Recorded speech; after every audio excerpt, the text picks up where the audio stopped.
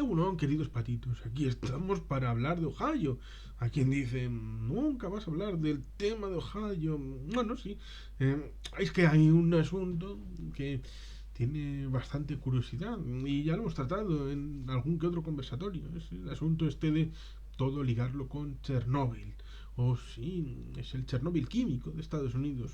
Sí, claro, porque la gente piensa en Chernóbil y sabe más o menos lo que sucedió, a pesar de que realmente no lo sepan. Incluso la gente que obvia el hecho de que hay una serie de HBO que es muy bonita y bien interesante, en donde el problema no está ligado a la central en cuanto a energía nuclear, sino al sistema soviético, tal y como reflejó las reflexiones finales del señor Mikhail Sergeyevich Gorbachev respecto a que la crisis sistémica reflejada por Chernóbil se sustanció en la caída de la Unión Soviética.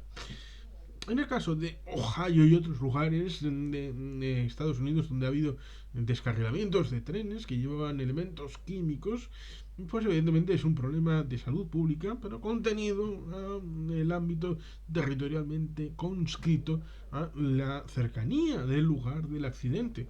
No es un asunto que vaya a requerir una intervención extranjera o un sarcófago, una situación en donde para décadas posteriores haya que llevar a niños de Ohio a Cuba para el tratamiento por lo que pasó en Belarus y en Ucrania, que hasta el día de hoy hay niños que tienen que ir en determinadas fechas para tener un clima distinto y con otro tono distinto al que viven en el ámbito de territorio propio de en torno a la central de Chernóbil, más bien Pripyat.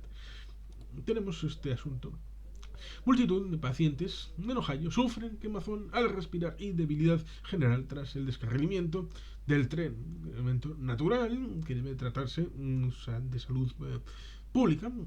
Pues un centro privado del estado de Ohio ha informado que multitud de sus pacientes comparten síntomas similares, entre los que se incluyen sensación de quemazón al respirar, erupciones cutáneas o debilidad general, flojera, como diría mi padre. Todo ello tras el descarrilamiento de un tren que transportaba sustancias químicas. La metabolización de las sensaciones es algo psicosomático que también tiene su importancia a la hora de ver qué efectos son reales y cuáles son percibidos y transformados, por ejemplo, en elementos como lo que no estoy tratando de hacer medicina, pero el doctor House habla de enfermedades autoinmunes, con lo cual hay una vía para explorar circunstancias que puedan ser objetivas, pero la histeria colectiva puede llevar a otros a ver síntomas donde en realidad no los hay. Esperemos esta circunstancia no sea algo que parte de estas multitudes hayan incorporado a su forma de percibir su propia realidad. Así, lo habría informado el asunto de estas circunstancias los trabajadores de Quick Med Urgent Care en colombiana, quienes han detallado que cada vez están viendo más y más gente proveniente de East Palestine, la localidad en la que descarriló el tren el pasado 3 de febrero, quejándose de que no se sienten bien. Ha informado The Hill. Todos ellos comparten síntomas como sensación de ardor al respirar, erupciones cutáneas, debilidad general. Además, cuando empiezan a sentirse mejor, reciben el alta. Al poco tiempo regresan al hospital porque vuelven a encontrarse mal. Podría tratarse de muchas cosas, pero si sales de casa y los síntomas mejoran y vuelve a aparecer, no cree que trate de alergias ni que sea un resfriado, ha afirmado la portavoz de Quick Med, Dev Weiss, señalando que creen que estos síntomas tienen relación con lo que las personas de East Palestine están inhalando. Asimismo, ha aseverado que la sensación de quemazón al respirar podría ser una forma de bronquitis química, instando a cualquier persona que sufra síntomas similares a buscar tratamiento. Seamos realistas, si llega al caso, podría ser algo en el futuro derivado de todas estas sustancias químicas que están respirando y que desconocemos, por lo que es importante que documenten todos sus síntomas. Ha relatado Weiss al citado diario. Las autoridades sanitarias estadounidenses y los residentes en la ciudad de East Palestine, en el estado de Ohio, atraviesan un periodo de seria incertidumbre a la espera de dilucidar los efectos a largo plazo del descarrilamiento, el pasado 3 de febrero, de un tren de mercancías con sustancias químicas peligrosas que obligó a la evacuación temporal de la localidad, cuyos ciudadanos exigen una investigación completa de lo ocurrido antes de reanudar su vida normal. Parte de esta investigación atañe al propio tren operado por Norfolk Southern. Empleados de la compañía bajo condición de anonimato revelaron esta semana a la cadena CBS que el vehículo había experimentado fallos mecánicos 2 días antes del descarrilamiento y que transportaba una carga a todas luces exagerada, 151 vagones, entre ellos una veintena, con elementos nocivos para un peso total de unas 18.000 toneladas. Hasta el momento, la Junta Nacional para la Seguridad de Transporte de Estados Unidos ha constatado indicios preliminares de problemas mecánicos en uno de los ejes, a la espera de recabar más información. Un total de 38 de esos vagones acabaron saliéndose de la vía, de los cuales al menos 11 contenían acrilato de butilo y sobre todo gas de cloruro de vinilo, empleado para la fabricación de plásticos y potencialmente cancerígeno. El incendio desatado por el descarrilamiento, acompañado de una explosión que lanzó una bola de fuego a casi 1 kilómetro de altura, obligó a la evacuación inmediata de buena parte de los 4.700 residentes de East Palestine, tanto por la liberación del gas en los vagones descarrilados como en los otros 9 coches en sustancias tóxicas que seguían en la vía.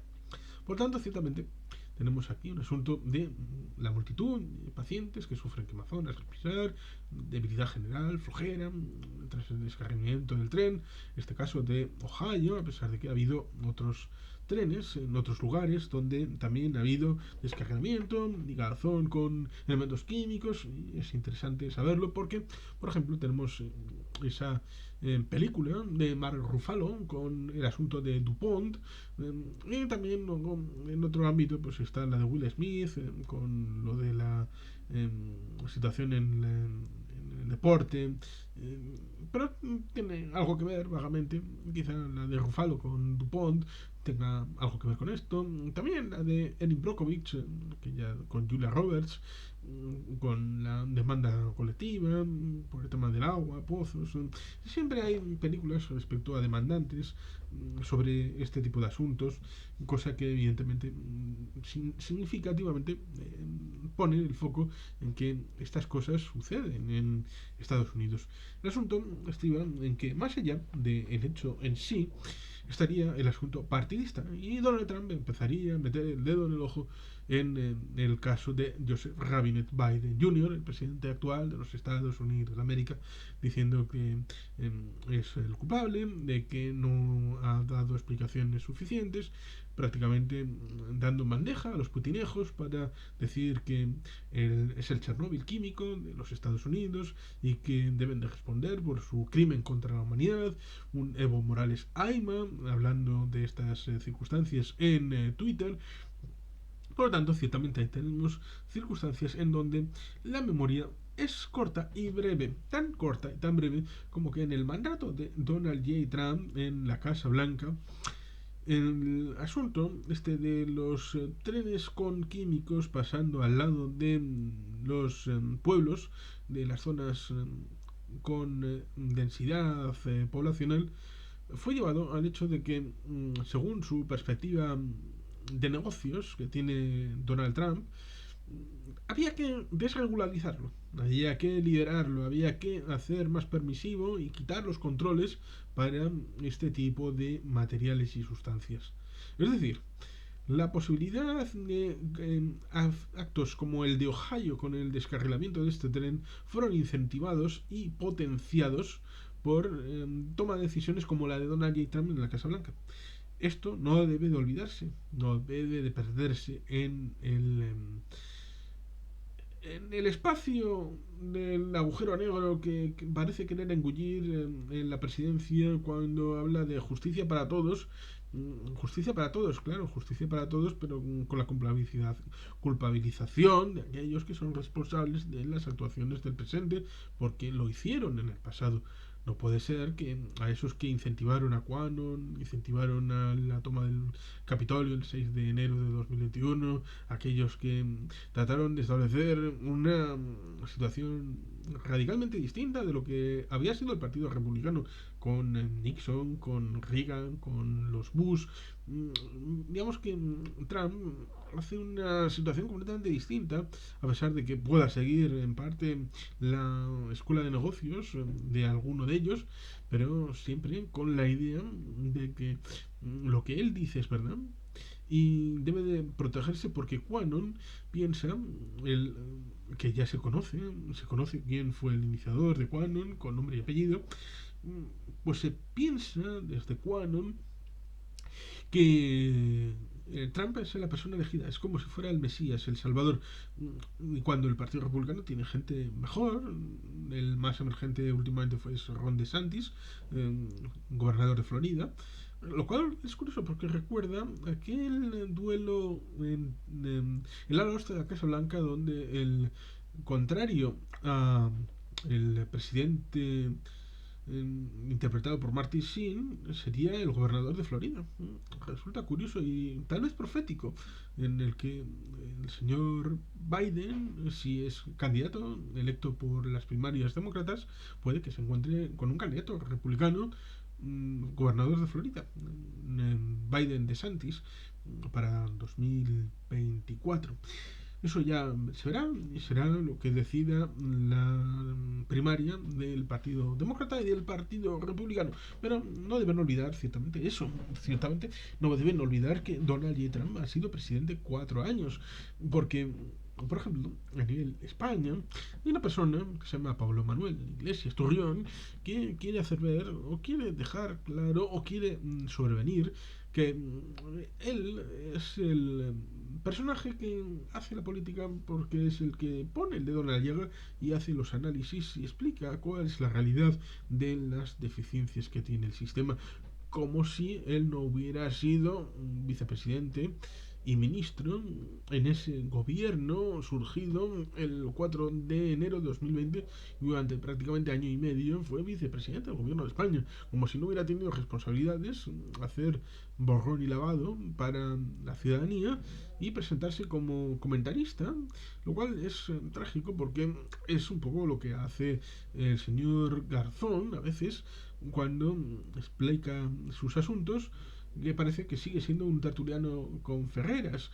Y a veces otros ministros también corren, sobre todo de la rama de Podemos, corren el riesgo de parecer comentaristas políticos más que decisores políticos, con esa idea de tratar de exprimir lo institucional, sobre todo en el ámbito personal, pero dando la idea de que nunca han tenido el poder realmente, siempre con coberturas coartadas, explicaciones a medias y con explicaciones sobrevenidas, porque al fin y al cabo el que tiene el poder es otro. En el caso de España, pues se da la idea de que el PSOE es el que manda y ellos han sido convidados de piedra, a pesar de que en ningún momento han dado dejación de ese poder y han dicho, bueno, pues nos pasamos a la oposición o convocamos elecciones. No, han seguido manteniendo el poder y siendo ministros, secretarios de Estado. Y luego, cuando, por ejemplo, Pablo Manuel Iglesias Torreón ha ido a el ámbito privado a la hora de los medios de comunicación, volver a la universidad, bueno, pues ha tratado de hacer ver como que era el mismo de La Tuerca, era el mismo de HispanTV, era el mismo de hace 4 años, como si no hubiera habido permeabilidad respecto a su experiencia institucional. Pues en el caso de Estados Unidos, evidentemente, el asunto es más complejo porque el presidente era Donald Trump. ¿Cómo lo haces? Pues evidentemente diciendo que si masones, que si Illuminatis, que si Soros, que si... Estas conspiraciones típicas que están dentro de Quanon, todas ellas, el Cuernos que recordamos del 6 de enero del 2020, pero entre el 2016 y el 2020, entre el 4 de, el 20 de enero, no el 4 de marzo, porque antes era el 4 de marzo, antes hasta Roosevelt, hasta el 4 de marzo de 1933, era el 4 de marzo cuando se hacía el tránsito de poder. Pero luego se pensó, y Roosevelt fue el que acabó cambiándolo, cuando el 20 de enero del 1937, el segundo mandato de Roosevelt, ya pensaron que era demasiado tiempo, porque desde el primer martes, después del primer lunes de noviembre, hasta el 4 de marzo, el periodo interino entre el presidente saliente y el presidente que iba a entrar, pues era ya demasiado tiempo. Ahora parece que también es demasiado tiempo, 2 meses, de noviembre a enero, a pesar de que es un plazo más razonable y más en concordancia con otras democracias occidentales entre el presidente o primer ministro saliente y el entrante a la hora de ejecutar los resultados de las elecciones. Pero es eso, entre el 20 de enero del año 2017 y el 20 de enero de 2021, de esos 4 años, hubo un gobernante llamado Donald J. Trump que estuvo al frente de los Estados Unidos y, como digo, dio órdenes explícitas y se vanaglorió en redes sociales, se puede ver, de hacer liberalización de estos sistemas complejos de controles y balances, de protección de la población civil respecto a estos trenes que circulan con cargas químicas.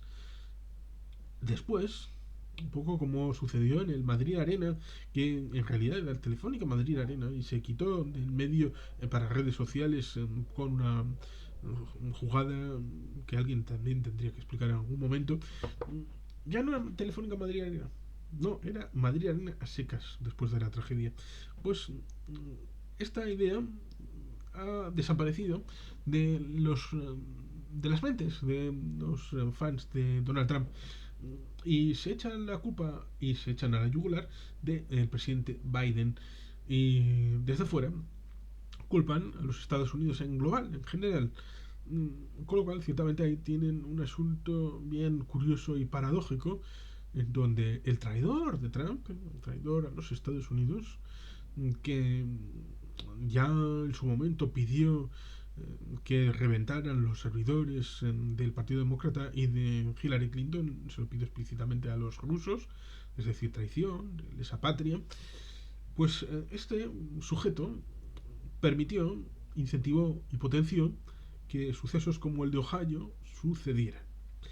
Y por el lado médico, pues evidentemente ha habido situaciones dentro de los Estados Unidos que han ameritado explicaciones, por el lado de los químicos, por el lado de los vertidos, por el lado de la gestión de las empresas privadas respecto al tránsito o el uso de estos materiales químicos, y que ciertamente significa una problemática que no es de ahora, sino de tiempo, pero llevarlo hasta el extremo y decir, no, el Chernóbil químico, eso es, primero, que la gente no sabe lo que significa lo que ha sucedido en Ohio.